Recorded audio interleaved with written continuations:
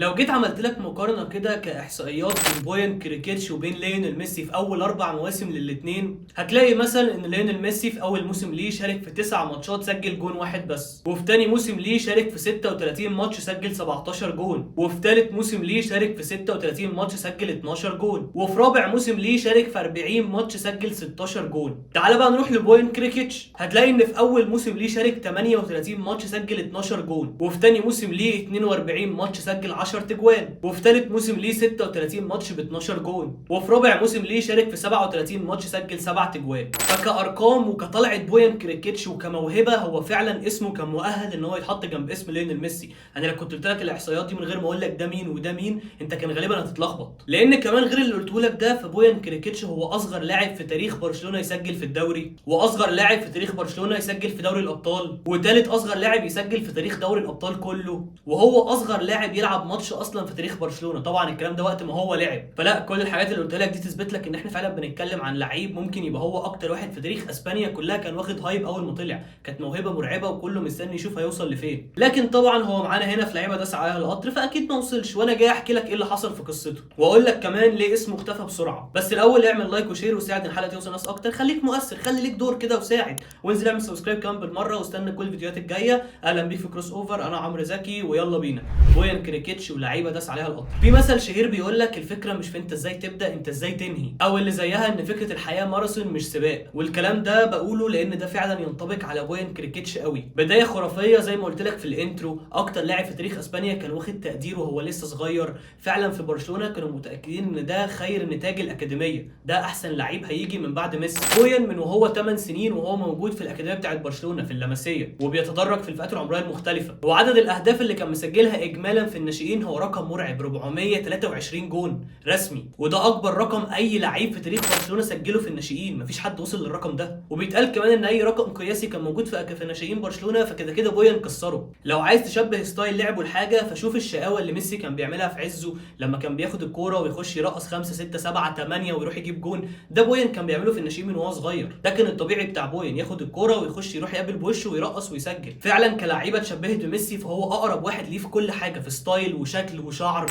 والجميل ان ده مش صدفه، يمكن معلومه ناس كتير ما تعرفهاش، بس الاثنين نوعا ما قرايب. ممكن نقول ان بويان يعتبر ابن خال او ابن عم ميسي، بس مش دايركت قوي، يعني هما الاثنين بيتشاركوا تقريبا رابع جد، فالقرابه بعيده شويه. لكن خلينا نتفق ان ده غالبا احسن نسل كروي في الحياه، او احرف لو عايزين نبقى ناس دقيقه شويه. وبويان من قبل ما يلعب مع الفريق الاول لبرشلونه هو كان بيلعب مع منتخبه مع اسبانيا من هو عنده 15 سنه بس، وراح بطوله اليورو تحت 17 سنه. ما كانش مؤثر قوي في البطوله دي، لكن وجوده كلاعب موجود في الفرقه، وهو اصغر واحد فيهم واصغر بكتير من الباقي، دي كانت حاجه مهمه، وبتبين ان فعلا انت مستني موهبه تقيله. وده حتى اللي فتح له الباب ان هو يبقى موجود مع منتخب اسبانيا في الفريق اللي كان رايح بطوله كاس عالم تحت 17 سنه. والمره دي بقى بويان كان مؤثر جدا في البطوله دي، شال على كتافه منتخب اسبانيا وخده ووصل بيه للنهائي، وقدر ان هو يخلص ثالث هداف البطوله وثالث احسن لاعب في البطوله. فطبعا هنا كان خلاص لازم اداره برشلونه تتدخل، واللعيب ده لازم يتصعد فورا. وفعلا وهو عنده 17 سنه و19 يوم بس يشارك اول مره ليه مع برشلونه في الدوري، في ماتش قدام اوساسونا يوم 16 سبتمبر 2007 ينزل كبديل مكان جيوفاني دوس سانتوس. الكلام ده كان في الدقيقه 78 عشان ينزل ويكسر رقم ميسي اللي كان موجود قبله، وهو يبقى اصغر لعيب يلعب مع برشلونه في الدوري. وبعدها ب3 ايام بس ينزل في دوري الابطال برضه كبديل في الدقيقه 88 مكان ميسي، عشان يبقى اصغر لعيب في تاريخ برشلونه يشارك في دوري الابطال. وفي 20 اكتوبر 2007 في ماتش قدام فيا ريال، بويان كريكيتش بيبدا الماتش الاول ليه كلاعب اساسي، وبيسجل بعد 25 دقيقه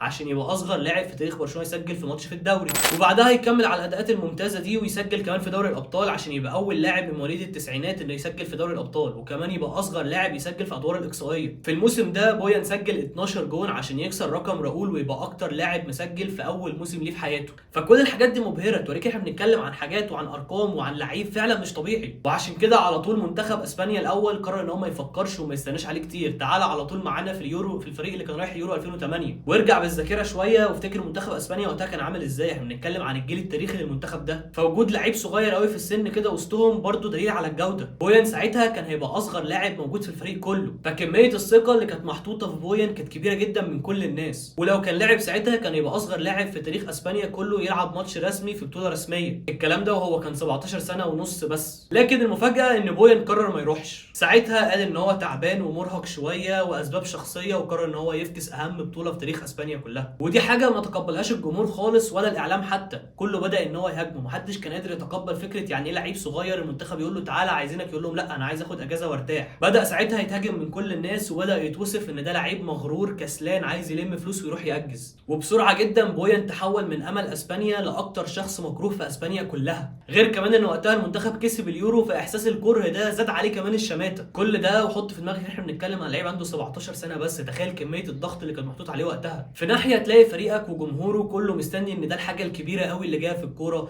والناحيه الثانيه باقي جمهور بلدك كله بيهاجمك عشان قرار انت خدته. وقراره ده هو برره في 2018 لما قرر ان هو يطلع اخيرا ويتكلم بصراحه عن كل حاجه حصلت في مسيرته. ساعتها قال ان هو قرر ان هو يرفض يروح لانه كان بيعاني من انزايتي او قلق وتوتر شديد. ساعتها برضو اتكلم وقال انا حياتي كلها اتغيرت وانا عندي 17 سنه بس، رحت لعبت بطوله كاس عالم تحت 17 سنه وانا محدش يعرفني، رجعت منها مش عارف امشي في الشارع. اصغر لاعب في تاريخ برشلونه وكل الارقام الثانيه القياسيه اللي كسرها. منتخب اسبانيا وبيطلبه وهو لسه ما عملش اي حاجه كبيره في الكوره. كل ده بيقول انه كان ضغط كبير قوي عليه. كل ده ساعتها القلق خلاه يحس ان هو لا انا لازم اوقف. على كلامه التوتر ده كان دايما بيأثر عليه حتى جوه الملعب، كان بيخليه يحس بالمرض والتعب، كان بيخليه كمان يحس ان هو دايخ جوه الملعب. بويان كلاعب ناشئ وهو تحت في الفئات السنيه المختلفه كان دايما لعيب مؤثر ولعيب موجود، لكن قدام بعدها ما كانش عنده الشخصيه ولا القدره الذهنيه انه يتعامل مع كم الضغط اللي بيتحط على لعيب زيه. بويان في حياته عامه كان شخصيه انطوائيه، صحابه قليلين جدا، ما بيحبش الدوشه، وده عكس الطبيعي بتاع حياه اي لعيب كوره، دايما بيحبوا الاضواء كلها تبقى عليهم، الدوشه، الفلوس، الزحمه، كل حاجه. زي ما قلت لك لما لعب مع منتخب اسبانيا سواء اليورو تحت 17 او كاس عالم تحت 17 محدش عارفه، محدش مركز، فالدنيا سهله. لما تصعد وكل العيون بقت عليه فشل ان هو يستحمل الضغط ده. بيقول ان هو كان ماشي على ادويه عشان يحاول يعالج التوتر والقلق اللي بيجوله، وبيقول ان ده كان معروف من لعيبه، واحد زي كارلوس بيقول مثلا دايما كان جنبه، كان اكتر واحد بيسانده وبيحاول يخرجه من ده.